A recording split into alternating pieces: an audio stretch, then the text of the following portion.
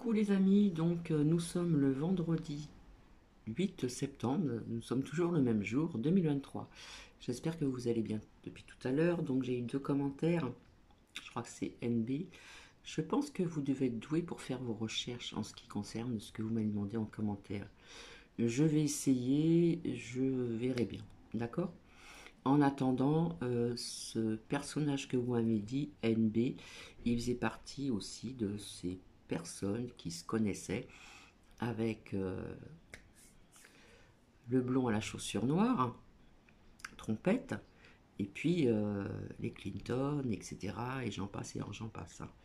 Voilà, je vous ai dit, hein, faites vos recherches. Je vous ai dit d'aller, si vous le souhaitez, donc sous un partage de vidéo de Abigail. Il y a donc le lien, elle a mis un lien. J'ai essayé de le rechercher, mais je n'ai pas trouvé. Elle n'y est pas cette vidéo où on voit justement Obama, etc. avec toute la clique. Voilà.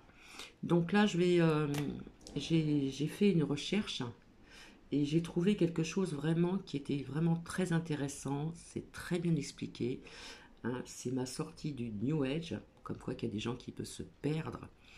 Et vous allez écouter ce témoignage qui est vraiment très très bien.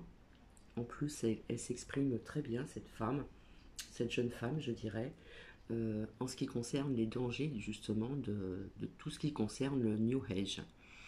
Donc ça va durer un tout petit peu plus longtemps, mais sincèrement, je vous conseille d'écouter vraiment jusqu'au bout, parce que de temps en temps, je mettrai sur pause et je vous dirai certaines choses via ce que je pense euh, de ce que cette femme vous dit.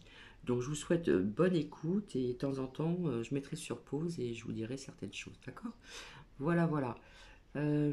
J'espère que ça dérange pas certaines personnes, que ça ne les...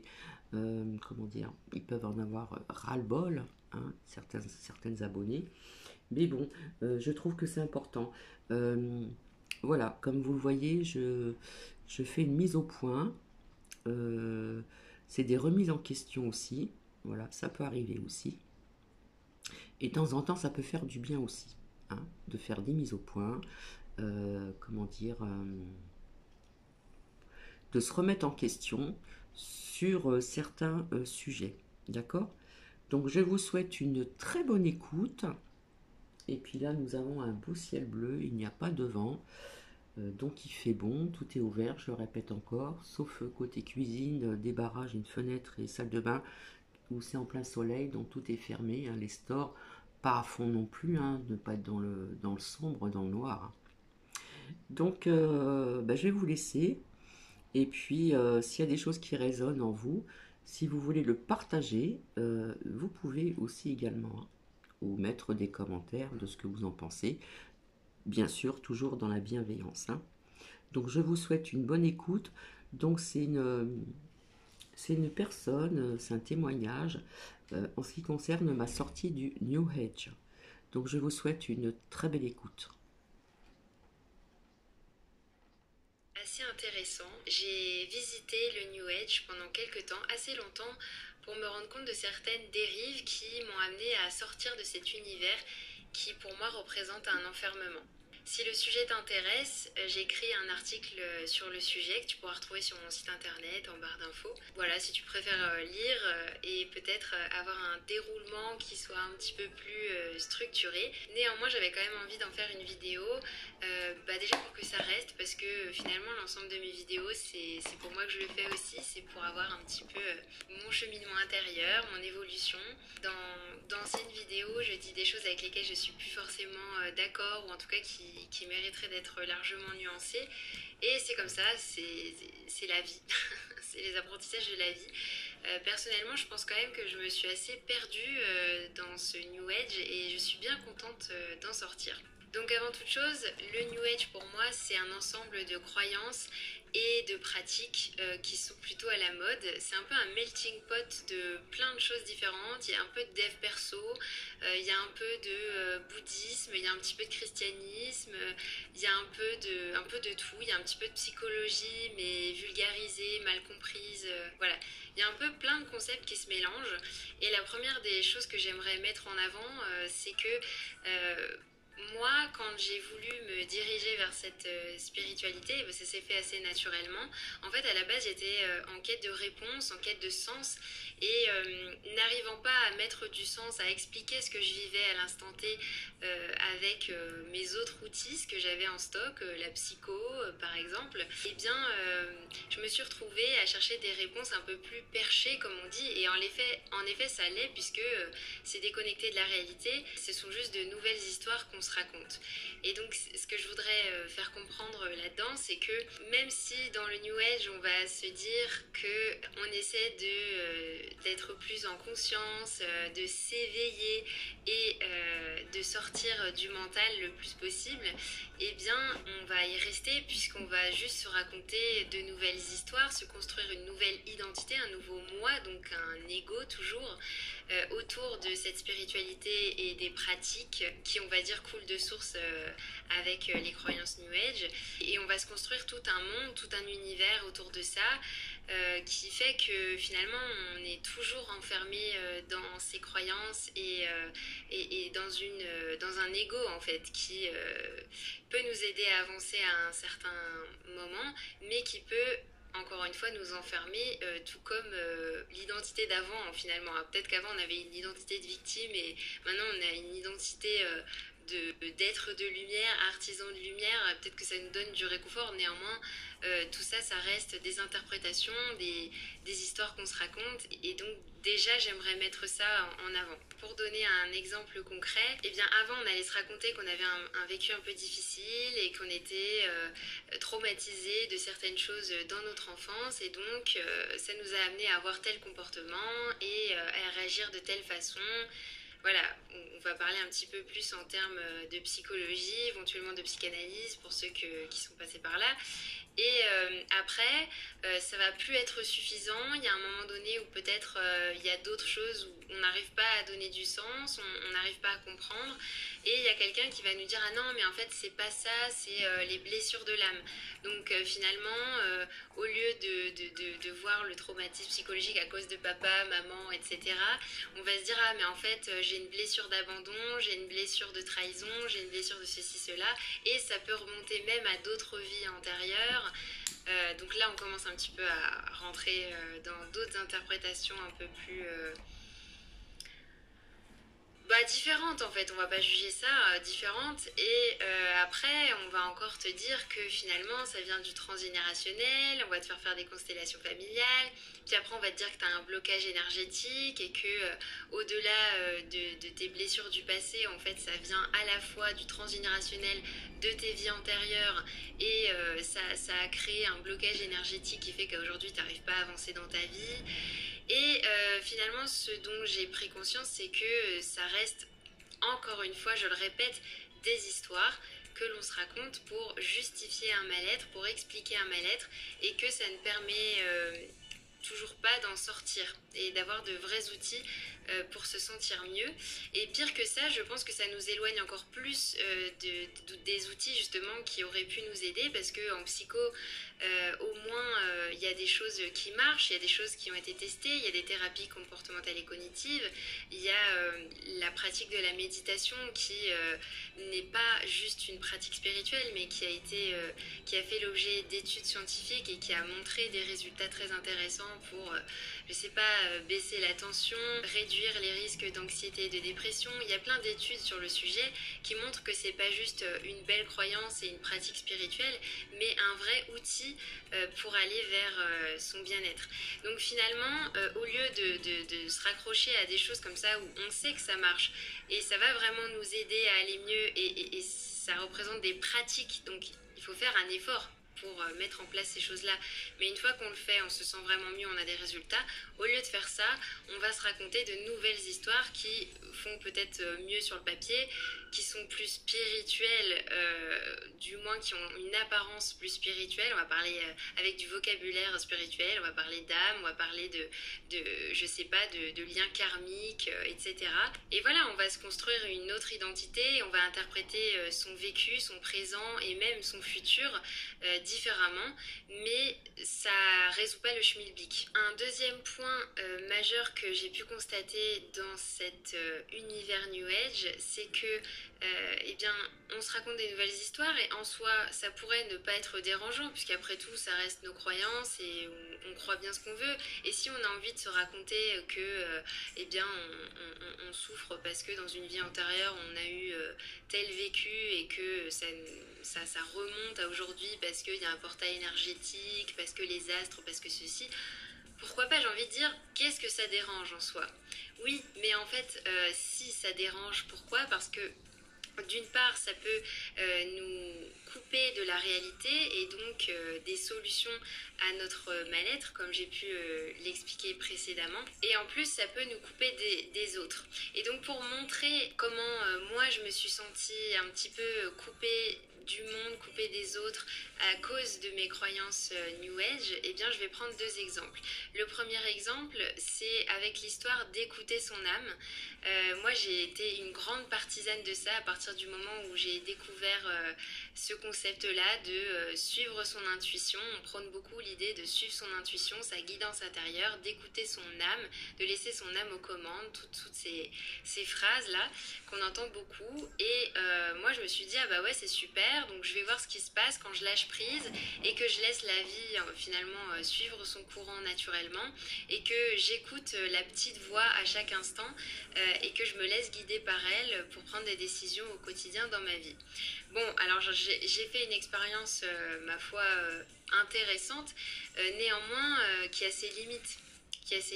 Pourquoi? Eh bien parce que je me suis rendu compte que la plupart du temps, au lieu de me laisser guider par mon âme, je me laissais surtout guider par les peurs de mon inconscient, en l'occurrence mon anxiété. Imaginons que j'ai un rendez-vous important, mais qui me génère du stress, où je me sens pas forcément à l'aise et bien avec ça, eh bien je vais l'interpréter comme ah mon âme me dit que non, que c'est pas juste, que je dois pas aller vers ça, puisque dans le New Age on va nous prôner l'idée qu'il faut suivre ce qui nous met en joie et aussi que si notre corps est plutôt détendu, qu'il s'ouvre à l'idée de faire quelque chose, eh bien c'est sûrement le chemin de notre âme et qu'à l'inverse si on est plutôt stressé, contracté, tendu, c'est peut-être pas l'endroit où il faut aller. Sauf qu'avec cette idée-là, eh bien on ne sortirait jamais de sa zone de confort à ce moment-là. Parce que, en général, ce sont des expériences qui nous challenge, qui vont nous faire découvrir des nouvelles choses. Et si on s'écoute toujours, eh bien, on risque de s'enfermer dans une zone de confort toujours plus petite et de jamais aller vers ce qui nous demande de faire un effort. Donc voilà, il y a ça aussi, c'est j'écoutais mon anxiété, j'écoutais aussi parfois ma flemmardise, en tout cas j'écoutais tout sauf mon âme. Et je pense que ce concept il est pas assez nuancé. À ce moment-là, si vraiment on doit écouter son âme, il faut être quand même très très au clair avec ce qui se joue en soi. Hein. Et donc par rapport à ce rendez-vous, je vais pas y aller et finalement ben c'est dommage parce que je rate l'opportunité d'avancer dans ma vie, mais non parce que en fait c'est trop inconfortable et que au nom d'écouter mon âme, eh bien je vais pas y aller quoi. Donc c'est juste l'anxiété finalement qui a pris le dessus, mais avec ces histoires spirituelles etc. j'ai pu me cacher derrière l'idée de non mais j'écoute mon intuition, mon âme me dit que non. Alors je dis pas que c'est forcément faux, mais j'aimerais mettre en avant quand même ce point de vigilance de qu'est-ce qu'on écoute réellement. Et donc dans cette situation, par rapport à ce rendez-vous, mais ça peut être plein d'autres exemples et j'en ai plein en stock, on pourrait tout simplement se dire, bon, bah, je vais apprendre à gérer mon stress, je vais faire face à mon anxiété, je vais accueillir le fait que ce soit inconfortable pour moi de faire ça, mais j'ai quand même envie d'avancer dans ce sens-là, ça me paraît être une bonne idée, et donc j'y vais quoi, et je fais un effort. Et ça rejoint un petit peu justement la loi du moindre effort, qui est beaucoup mise en avant dans le développement personnel et ce milieu-là, pour moi c'est pareil, parce qu'on va te dire qu'en gros, quand tu écoutes ton âme, les choses deviennent fluides, faciles, évidentes, qu'on te déroule le tapis rouge, enfin que l'univers te déroule le tapis rouge dans ta vie et que tu as juste à écouter ta guidance intérieure. Je suis désolée, à un moment, on n'a rien sans rien et on ne pourra pas s'épargner le fait de faire des efforts, les contraintes de la vie. Enfin, je veux dire, à un moment, on ne peut pas croire que tout sera facile et qu'il suffit juste d'écouter son âme. Et... Enfin, je veux dire, quand tu as un projet, surtout pour quelque chose sur du long terme, il va falloir faire des choses que tu n'as pas envie de faire ou ça t'embête, ça te met pas forcément en joie sur le moment, mais c'est pour une réalisation future qui, elle, te mettra en joie. Un autre exemple pour parler un petit peu de l'enfermement que représente le New Age et en particulier le fait de nous isoler des autres. J'avais tendance à pas me sentir super bien dans des foules et surtout voilà, rester des heures dans des repas de famille ou avec des gens que je connais pas. Ça avait tendance à m'épuiser. Voilà, c'était compliqué à gérer pour moi. J'étais vite fatiguée. J'avais même parfois un peu la tête qui tourne et tout. Je sais pas, c'était compliqué. Et je me suis rendu compte, bon, une première interprétation plutôt dev perso, c'était l'hypersensibilité, que je ne rejette pas, parce que ça, je pense que oui, bon, ça existe, l'hypersensibilité, les psys en parlent, enfin voilà, maintenant, c'est un sujet qui se démocratise, et donc je pense qu'il y avait un peu de ça. Mais aussi, encore une fois, l'anxiété, le stress, les pensées envahissantes. Finalement, je me stressais beaucoup à l'idée aussi d'être fatiguée, de pas être acceptée, que ça se passe pas bien, etc. Et plutôt que de faire face et d'être en conscience face à cette anxiété et ainsi de pouvoir potentiellement la résoudre et de mettre des choses en place concrètes pour pouvoir aller quand même dans ces situations, parce que c'est dommage en fait de les éviter. Justement, j'ai mis en place des stratégies d'évitement comme tout bon anxieux qui se respecte, et j'ai évité ces situations-là plutôt que... Et donc ça nous enferme sur nous-mêmes et ça nous empêche de vivre ce qu'on a envie de vivre. Parce que moi, j'avais envie de vivre ces situations, d'aller dans ces groupes, de faire telles et telles activités, mais je me sentais trop... je me sentais pas bien en fait avec ça, et donc le New Age allait me dire que en fait j'absorbe les énergies des autres, que comme tout enfant des étoiles ou ce genre de bêtises là, eh bien j'allais être hypersensible aux énergies des autres et que du coup j'allais tout absorber et que ça allait me vider de ma propre énergie, que les autres allaient prendre pour eux, ce genre de choses. Et donc avec ces idées là, eh bien on se dit que voilà, c'est comme ça en fait, que les autres absorbent mon énergie, que je suis comme ça, et puis c'est très flatteur aussi comme interprétation, parce que je suis spéciale, parce que moi j'ai un rôle spécial à jouer sur cette terre, et quand les gens sont auprès de moi, eh bien j'ai une énergie tellement pure et magique que forcément tout le monde en profite, et du coup c'est moi, pauvre petite chérie, qui me retrouve sans énergie, sans vitalité, parce que j'ai tout donné aux autres. Enfin, je veux dire, allô quoi. Ce que je veux mettre en avant là, c'est que déjà c'est une interprétation, que c'est pas forcément la vérité, mais que surtout quand on fait de ces idées-là nos croyances, eh bien ça peut nous empêcher de soigner nos problématiques. Finalement, ce que j'ai fait après être sortie du New Age, c'est que je me suis remise à méditer activement. J'ai trouvé des parades, des choses pour être en conscience de mon anxiété, pour apaiser mon mental à ce moment-là, pour me rassurer, voilà, être à l'écoute de mes besoins, ne pas me stresser à l'idée d'être fatiguée d'avance, parce que c'est ça qui fatigue le plus au final. Enfin voilà, plein de stratégies concrètes que j'ai pu mettre en place et qui m'aident à vivre ce que j'ai envie de vivre en fait, tout simplement, sans m'enfermer chez moi en me racontant des histoires perchées.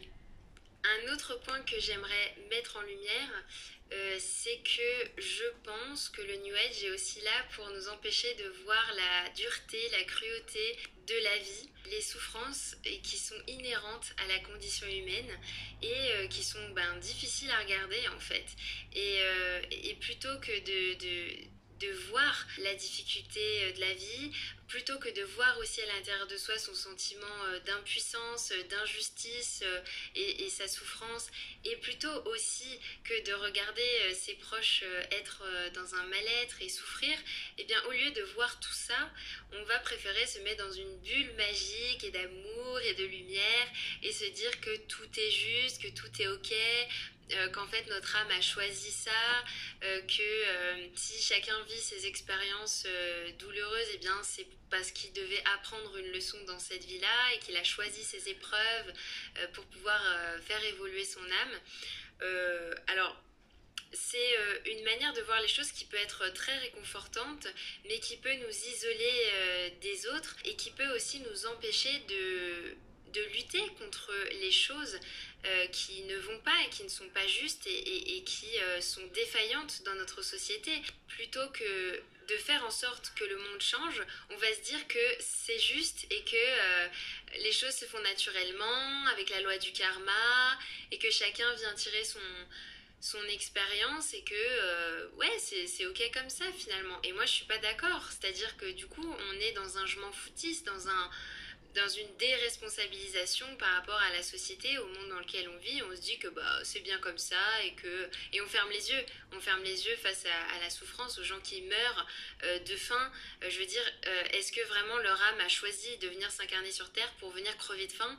Je ne sais pas. Je trouve que c'est un peu une croyance de personnes qui vit déjà dans un certain confort et qui peut se permettre de fermer les yeux sur les cruelles réalités de la vie. Et pour illustrer cela, j'aimerais bien prendre l'exemple d'une personne qui sera en dépression.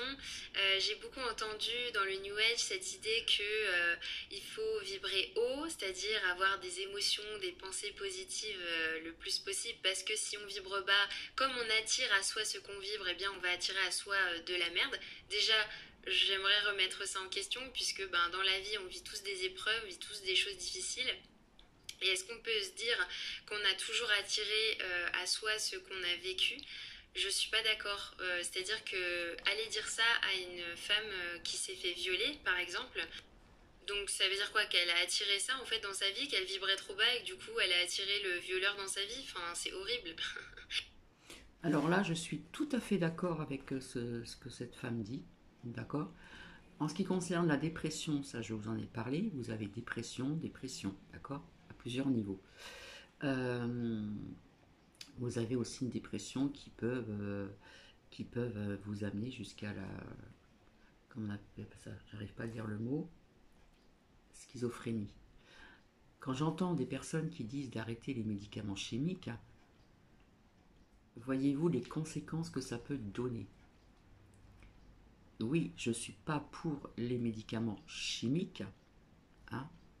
Il y a aussi, on peut faire moitié-moitié avec des plantes, etc. Mais quand j'entends ce genre de personnes qui disent arrêtez ceci, nanana, nanana, imaginez-vous que ces personnes qui sont malades mentales, j'ai encore du mal à le dire, via une proche, si on ne lui donnait pas des cachets, eh bien, elle aurait peut-être passé par la fenêtre. Ouais, je vous cite un exemple. Donc il y a des personnes qui sont obligées de prendre certains médicaments parce que elles peuvent faire un petit peu n'importe quoi. Voilà.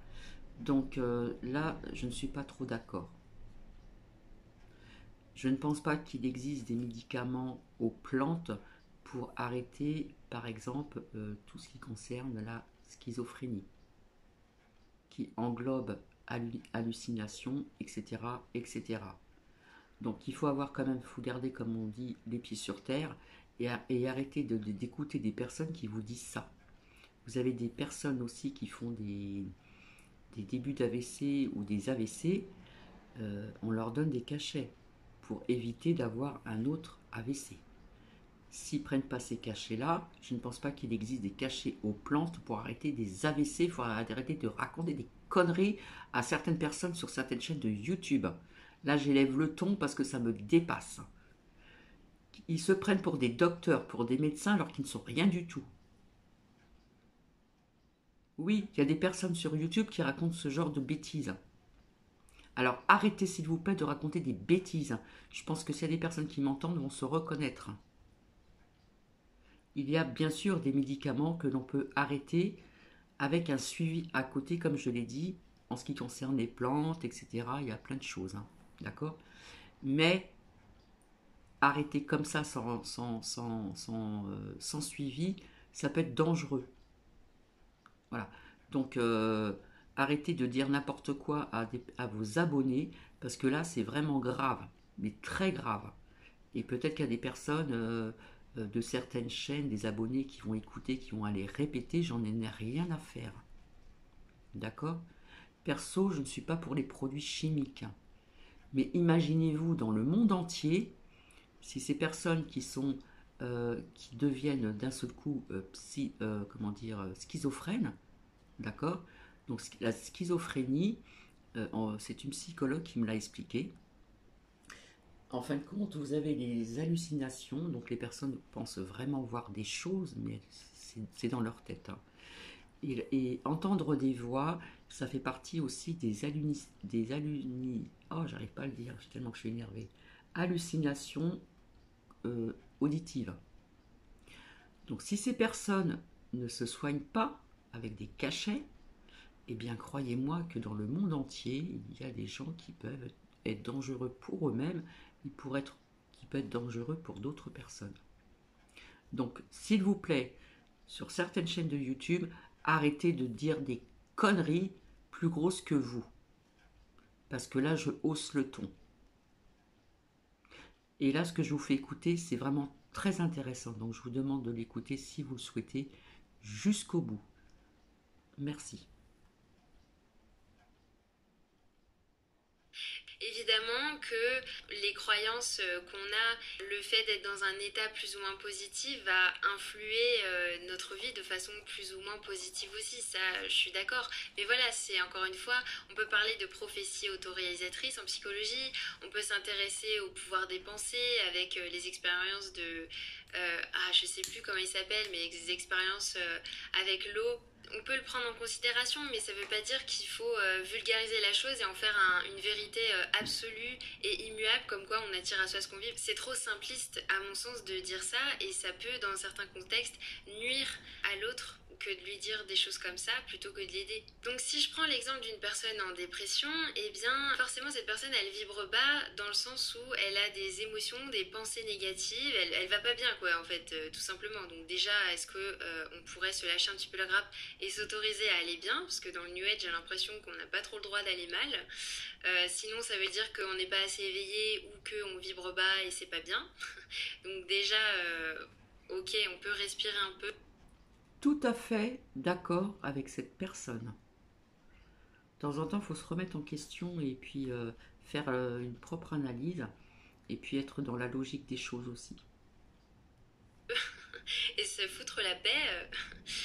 Et donc une personne qui est en dépression, eh bien on va se dire il faut que je m'éloigne de cette personne parce qu'elle vibre trop bas et elle vient me polluer éventuellement avec ses énergies négatives et moi je peux rien faire pour elle, il faut qu'elle se prenne en main et qu'elle change de vibration. Chose que je ne fais pas. Chose que je ne fais pas. Au contraire, je suis là pour aider.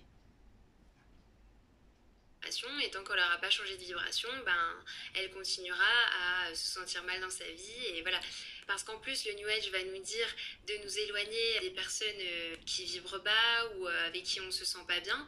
Donc je suis d'accord qu'il ne faut pas rester dans une relation qui ne nous nourrit pas, qui ne nous fait pas du bien, qui ne nous apporte rien.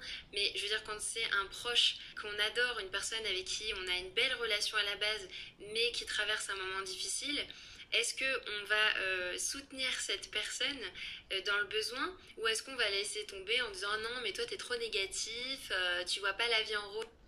Ce que j'ai fait pour une proche, de loin géographiquement. Et bien heureusement. et en paillettes et en licorne, alors salut, tu vibres trop bas pour moi, il faut que tu t'éveilles, tu reviendras éventuellement dans ma vie si l'univers le veut. Enfin, je veux dire, c'est horrible. C'est horrible parce que ça veut dire qu'on n'a plus aucune considération pour l'autre et pour sa souffrance et qu'on va juste, encore une fois, s'enfermer dans sa petite bulle de positivité qui devient de plus en plus petite parce que c'est pas la réalité. Forcément, si on veut vivre la vie, il va y avoir des difficultés, des épreuves, des gens qui souffrent. Enfin, je veux dire, c'est ça la réalité, quoi. C'est pas le tout est juste et tout est ok. Faut arrêter. Donc ici, ce que j'observe, c'est que ces croyances-là peuvent nous empêcher d'agir pour les gens qui souffrent et à commencer pour soi-même. Ça nous maintient dans une inaction. C'est vraiment ce que j'ai pu vivre. Et je pense aussi qu'on ne peut pas être dans l'altruisme, l'empathie, la compassion, l'écoute de l'autre, etc., si on ignore la souffrance. Or, la spiritualité, pour moi, le sens de la spiritualité, c'est de se rapprocher de l'humain et des valeurs hautes. Les valeurs hautes, qui sont pour moi justement la compassion, l'amour, l'amour de soi, l'amour de l'autre, l'altruisme, la bienveillance, l'écoute sincère, véritable. Et tout ça, à mon sens, n'est pas possible si on est tout le temps auto-centré, qu'on fait les choses que en fonction de ce qui nous met en joie et qu'on oublie en fait les réalités et les contraintes et les souffrances de la vie et des autres.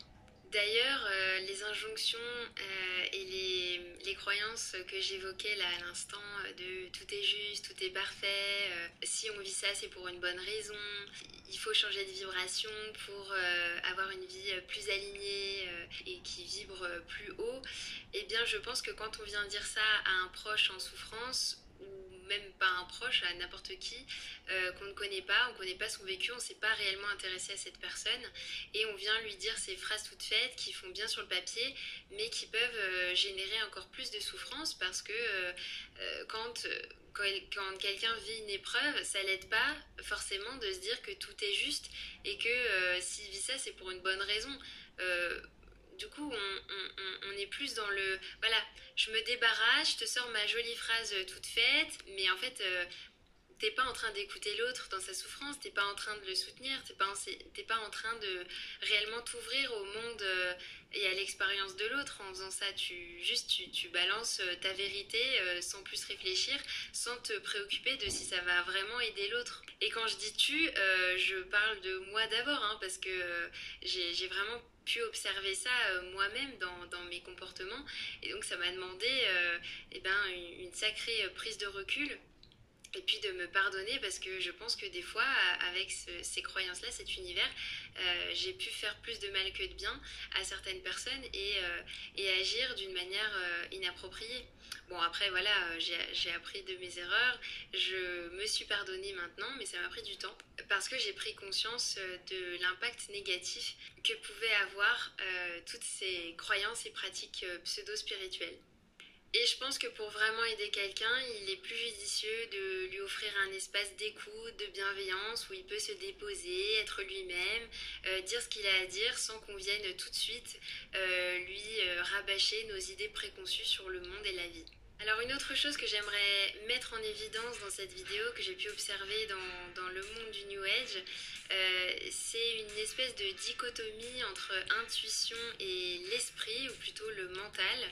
Moi j'aime bien l'appeler l'esprit. Dans ce milieu-là, j'ai beaucoup entendu la phrase de « il faut pas écouter ton mental, il faut écouter ton ressenti, il faut écouter ton intuition ». Oui, alors déjà on rappellera que l'intuition n'est pas infaillible, hein, que ça s'entraîne, que ce sont des perceptions, mais que c'est pas forcément une réalité universelle, c'est ton ressenti. Ok. Et ce que je perçois de dangereux et de préjudiciable dans cette croyance-là, c'est que d'une part, l'esprit n'est pas à rejeter parce qu'il y a plein de contextes où il est utile d'utiliser son cerveau et de pas juste se laisser aller à son intuition et dans le lâcher prise. D'ailleurs, si on veut faire quelque chose de rigoureux et qui demande une vraie réflexion analytique, je sais pas, si on veut construire une navette spatiale, si on veut ne serait-ce que faire un DM de maths, tu vas pas pouvoir y aller à l'intuition, il va falloir que tu réfléchisses en fait. Donc Déjà, il y a ça, et puis en plus, l'esprit, le mental permet aussi d'avoir du discernement, de pouvoir réfléchir à ce qui vient d'être dit, de prendre du recul. J'observe ça et j'en conclus ça. Mais là, non, on est juste en mode t'écoutes ton ressenti et tu le prends pour la vérité, écoute tout le temps ton intuition H24. Je suis pas d'accord, il y a des contextes où il n'est pas recommandable, à mon sens, d'écouter son intuition. Et je pense aussi que c'est une bonne technique de manipulation pour tous les gourous, thérapeutes, coachs, spirituels, etc. Parce que, ben, ouais. Thérapeute. Thérapeute. Écoute juste ton ressenti et ne réfléchis pas, gobe tout ce que je te dis et puis tu verras, tout ira bien. Ouais, ça laisse la porte ouverte à plein de théories absurdes aussi, parce que en fait, une chose dont je me suis rendu compte, c'est que on va prendre l'interprétation de son ressenti pour une vérité et on va en faire une théorie et les gens vont adhérer à cette théorie parce qu'ils vont avoir le même ressenti. Sauf que la théorie, l'interprétation mentale d'ailleurs que tu fais de tes perceptions extrasensorielles, de ton ressenti, de ton intuition, c'est pas forcément vrai, ça reste une hypothèse. Pour prendre un exemple tout à fait simple, je peux avoir le ressenti, l'intuition que une personne autour de moi ne va pas très bien en ce moment. Je sais pas, j'ai un ressenti comme ça, donc ok, donc c'est à vérifier déjà, mais en plus après je peux me raconter que c'est parce que en fait c'est à pleine lune en ce moment et donc cette personne peut-être elle le vit pas très bien, ça fait remonter des choses en elle ou que sais-je. Donc ça c'est une hypothèse et comme partout sur les réseaux sociaux on va voir que c'est à pleine lune en balance et que comme par hasard cette personne elle est balance et du coup elle est pleinement concernée par cette pleine lune, et bien on va se raconter l'histoire que c'est à cause de ça qu'elle se sent pas très bien en ce moment, que ça fait émerger des choses, que énergétiquement ceci, bon bref, et en fait c'est une hypothèse qui repose quand même sur pas grand chose hein, et qui en soi n'apporte rien non plus. Enfin, je veux dire, on peut tout simplement aussi faire remarquer à cette personne que, je sais pas, il y a un truc qui a changé, est-ce que ça va? Est-ce que c'est vrai déjà? Ou est-ce que c'est mon interprétation, moi qui projette sur toi? Et qu'est-ce qui se passe pour toi en fait en ce moment? Et selon toi, à quoi c'est dû? Et voilà, plutôt en fait que d'aller vers l'autre et de discuter et d'être dans une posture de curiosité, d'ouverture, on va partir du principe que c'est parce que la pleine lune, c'est parce que le portail énergétique, c'est parce que telle blessure d'abandon ou je sais pas quoi. Pour moi, ça, c'est aussi problématique. Ça, c'est valable dans d'autres sphères et on peut toujours en fait projeter sur l'autre et se raconter des histoires fausses sur l'autre et bon bah ma foi ça fait partie de la vie. C'est pas forcément quelque chose qui se retrouve uniquement dans le New Age, mais par contre un concept qui pour le coup est vraiment New Age, c'est le concept des flammes jumelles. Pour moi, ce sont des relations plus ou moins toxiques, en tout cas souffrantes, qui vont être justifiées par l'étiquette flamme jumelle qui fait tout de suite beaucoup plus beau parce que bah, c'est spirituel, parce que on a une mission d'âme, une mission commune avec cette personne-là. Et finalement, pour moi, c'est le fantasme d'un amour qui se retrouve chez nos plus grands écrivains ou dans des films ou dans des telenovelas. Enfin voilà, c'est juste ça en fait, c'est une jolie histoire qu'on se raconte autour d'une relation amoureuse basiquement qui a priori est plutôt souffrante et compliquée. Et donc ce que je veux mettre en avant là c'est que bah, c'est typiquement ça, c'est-à-dire qu'il y a une personne qui a un ressenti, une intuition, qui vit les choses d'une certaine manière, qui a un vécu par rapport à sa relation amoureuse et elle va tomber un moment sur une vidéo ou un livre qui parle des flammes jumelles et ça décrit exactement ce qu'elle a vécu et du coup elle va adhérer à la théorie qui va avec le vécu de l'autre personne. Elle va se dire ah bah oui moi aussi j'ai eu une étape de séparation et puis après on s'est retrouvés, moi aussi ça a été hyper intense dès le début. Alors déjà j'ai envie de dire c'est quand même assez banal hein. Il y a des dans les étapes du parcours de flamme jumelle c'est quand même d'une banalité et d'un flou qui permet à bon nombre de personnes de s'y retrouver déjà d'une part, et d'autre part l'interprétation que du coup c'est ta flamme jumelle, que vous êtes deux âmes qui viendraient se compléter dans cette vie-là et atteindre l'éveil ensemble et je ne sais quoi. C'est une histoire en fait, c'est une histoire qu'on se raconte, mais il n'y a aucun fondement, il n'y a aucune preuve, et ça part juste d'un ressenti que quelqu'un a interprété avec une jolie histoire. Et le problème, c'est que ça va enfermer des gens. Alors Dieu merci, j'ai pas adhéré à ce concept-là, mais ça va enfermer des gens qui vont se dire bah oui, c'est ma flamme jumelle, forcément cette personne va revenir dans ma vie parce que là pour l'instant elle n'est pas assez éveillée, elle se rend pas compte du lien unique et incroyable qu'on a, mais plus tard elle va se rendre compte, elle va revenir vers moi. Et il y a des gens comme ça qui se mettent à attendre leur flamme jumelle pendant des années et qui, au lieu de vivre une vie normale et de faire le deuil de cette relation qui n'a pas fonctionné, vont rester coincés dans ce concept et vont se gâcher la vie en fait. Donc ça fait partie vraiment des dérives, et d'ailleurs c'est une dérive sectaire pour les organismes qui s'occupent de ça. C'est considéré comme tel, donc bon, vigilance aussi. Ça illustre aussi ce que je disais tout à l'heure, le fait que ça puisse isoler des autres les concepts du New Age, parce que la flamme jumelle c'est exactement ça, parce qu'on va te dire en plus que les autres qui ne vivent pas une relation flamme jumelle ne peuvent pas comprendre ce concept-là, puisqu'ils l'ont pas vécu, que c'est incompréhensible pour les autres. Du coup ils vont se regrouper tous ensemble entre flamme jumelle et peut-être parfois s'isoler de leurs proches, parce qu'on va leur dire oui mais tes proches forcément ils vont venir te donner des conseils, te dire qu'il faut le quitter, que c'est une relation toxique, souffrante, problématique. Ils vont mettre en avant en fait des choses qu'ils observent avec bienveillance, et on va les rejeter et on va leur dire mais non, mais tu peux pas me comprendre parce que t'es pas assez éveillé, parce que si tu le vis pas tu peux pas comprendre ce que c'est, etc. Parce que c'est ce que les thérapeutes, coachs, enseignants spirituels spécial flamme jumelle vont nous raconter. Donc ça représente un vrai enfermement. Parce que voilà, encore une fois, ça nous isole des autres, et ça nous isole même de professionnels de santé, puisque encore une fois, dans ce concept-là, on va te dire qu'il ne faut pas aller parler de ça à un psychologue ou un psychiatre parce que ils vont pas comprendre, ils seront pas ouverts à ça, et qu'il vaut mieux aller voir un thérapeute spécialisé dans ce domaine-là. Alors évidemment, c'est une usine Afrique, et en plus, je vois pas en quoi un psychologue et un psychiatre pourraient être fermés à la spiritualité de son patient, mais évidemment, qui va prendre du recul lui par rapport à ça et signaler quand même qu'on est dans un schéma toxique, souffrant, et que c'est assez dysfonctionnel. Donc évidemment, ça n'arrange pas les gourous qui sont dans ce milieu-là. Donc pour conclure par rapport à ce concept-là, je voudrais juste rappeler que le ressenti, l'interprétation qu'on fait de son ressenti n'est pas une vérité. C'est une hypothèse, une théorie qui reste à vérifier. Il y a des choses qui sont vérifiées, qui peuvent être confrontées à la réalité et validées par l'expérience. Mais il y a tout un tas de trucs dans le New Age où c'est juste des croyances et on prend ça en fait pour une vérité parce que ça résonne, parce que ça fait sens, parce que ça expliquerait potentiellement des choses qu'on n'arrive pas à expliquer et où on n'arrive pas à mettre du sens dans notre vie. Du coup, ça nous réconforte, ça nous apaise, ça stimule notre ego aussi, hein, faut pas se mentir, parce que en général, quand on se retrouve là-dedans, on est un petit peu perdu, on est un petit peu vulnérable, on n'a pas trop confiance en soi, on ne sait pas trop quoi faire de sa vie, ou voilà, où on a besoin de changement, on ne sait pas par où commencer, il y a un mal-être, enfin, il y a quelque chose comme ça qui nous rend plus vulnérable, plus crédule, moi la première, et par manque d'expérience aussi. Du coup, on va écouter tous ces gens qui nous promettent aussi le bonheur, qui nous promettent une vie incroyable, sensationnelle, qui nous promettent qu'on va être bien tout le temps et qu'on doit juste guérir nos blessures et que pour ça c'est très simple et qu'il faut juste vibrer haut.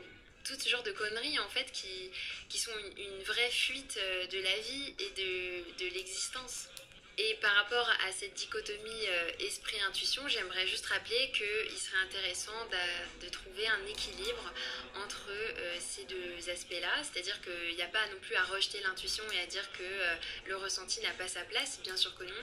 Mais juste que c'est pas parce qu'on intègre son intuition dans sa vie qu'on doit complètement rejeter le mental, ne plus écouter son aspect rationnel et analytique, et qu'on doit faire des choix dans sa vie uniquement en écoutant son intuition. Non, on peut juste trouver un compromis entre les deux, voir là où il serait plutôt utile de garder les pieds sur terre et d'utiliser son côté rationnel, et là où ça peut être intéressant d'inclure une touche d'intuition et de lâcher prise aussi. Enfin, c'est un équilibre en fait, hein, c'est pas... Et je trouve que dans la spiritualité, c'est beaucoup trop noir ou blanc en fait. C'est carrément un rejet du mental. Alors une autre problématique que je vois, j'essaie de pas faire trop long, mais il y aurait tellement de choses à dire et cette vidéo est loin d'être exhaustive, mais ce sont juste quelques observations. J'ai observé aussi un manque de clarté dans toutes les pratiques spirituelles. Il y a une vraie confusion en fait, il y a une confusion dans les concepts. D'ailleurs, il n'y a pas de consensus vraiment dans les parcours flammes jumelles. Il y en a qui disent noir, il y en a qui disent blanc, il y en a qui disent rouge. Enfin, c'est un petit peu n'importe quoi, c'est un chantier. Et dans tous les concepts et dans toutes les pratiques qui sont proposées, ça peut nous amener à une confusion et à ne pas trop savoir en fait dans quel cas il est recommandable, par exemple, de faire un soin énergétique ou pas. C'est-à-dire que le soin énergétique, c'est une pratique qui est complètement confuse, qui peut être intéressante, je n'en doute pas. Je l'ai d'ailleurs moi-même expérimenté, mais il n'y a pas de précision sur dans quel cas c'est recommandé, dans quel cas c'est pas recommandé, quelles sont les limites, quelles sont les dérives. Il n'y a pas de cadre en fait, c'est ça que je veux dire, c'est qu'il n'y a pas de cadre du coup. Et c'est problématique. Il y a des soins énergétiques aussi où on parle plus de magnétisme, et puis il y a des soins énergétiques où c'est plus des messages canalisés, et en même temps on te transmet des codes de lumière, des trucs comme ça. J'ai envie de dire, il faut expérimenter, se faire son propre avis, après tout, mais le problème, c'est qu'il y en a qui vont aller faire un soin énergétique pour traiter une douleur physique, par exemple, là où, non, en fait, va voir un médecin.